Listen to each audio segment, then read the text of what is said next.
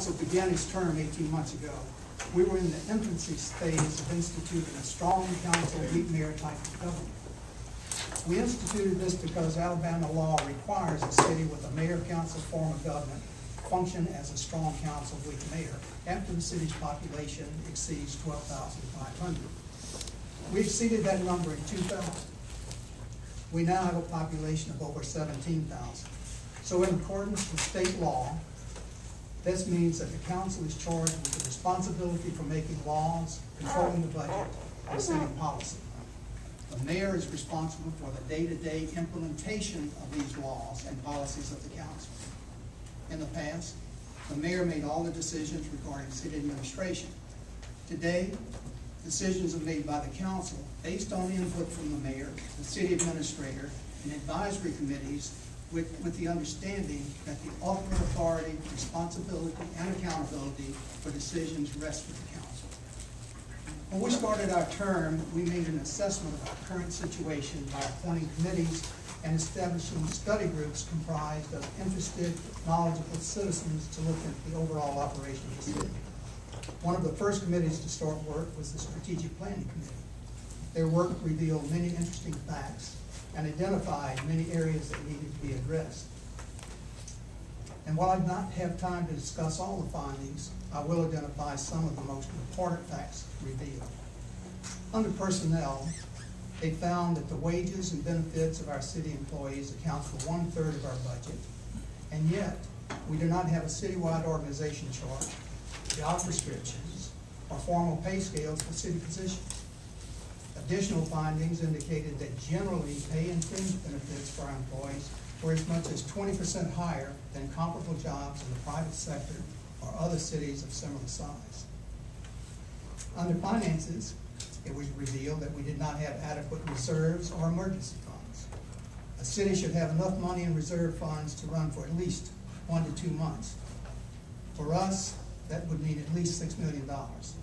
We were close to zero. No reserve funds of any significance have been set aside for each utility department. And over the years, as much as 80% of the profits from utilities were transferred into the general fund to keep the city afloat. This meant that none of the utilities had money to rebuild their infrastructure, and even basic needs such as vehicles, spare parts, and safety equipment, to name just a few, were not being addressed. No funds had been set aside for new water towers or firehouses. There were no short or long-term plans for street repaving or drainage improvements, and also no plans for necessary upgrades to the natural gas piping system, nor for a new sewage disposal plant. The computer system used by the city is obsolete, and in many cases prevents communication and sharing of information between departments.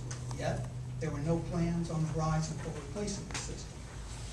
Our income was high during the building boom in the mid-2000s, and we had built before Justice Center, library, airport, and added to our extensive recreation facilities.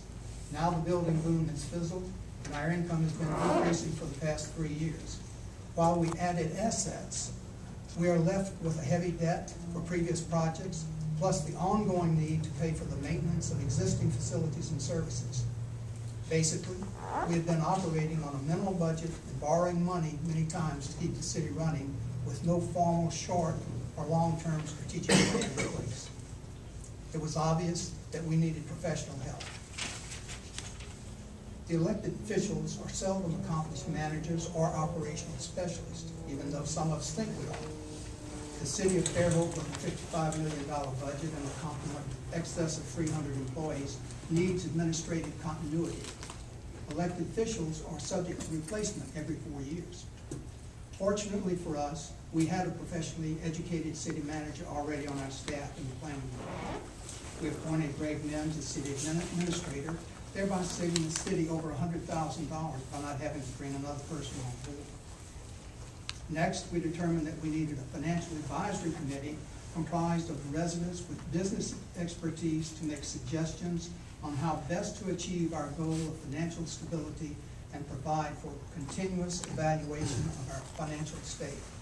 This committee now consists of 2 businessmen with national business experience, a CPA, a lawyer, and a money management specialist.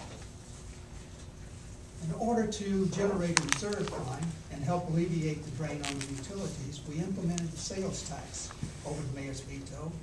This brings in about $4 million a year, with $2 million earmarked for building reserve fund. It will take until the year 2013 to build a comfortable reserve of $6 million. The other $2 million goes into the general fund to help alleviate the high rate of transfer of funds from the utilities. Today and in the future, we will remain on fixed income. Our operating budget will continue to be limited. We must look at every level of city expenditures and determine how best to reduce the cost of each. We must streamline city functions to cut costs and still provide services to the citizens of Fairhope. It is critical that we start this process now.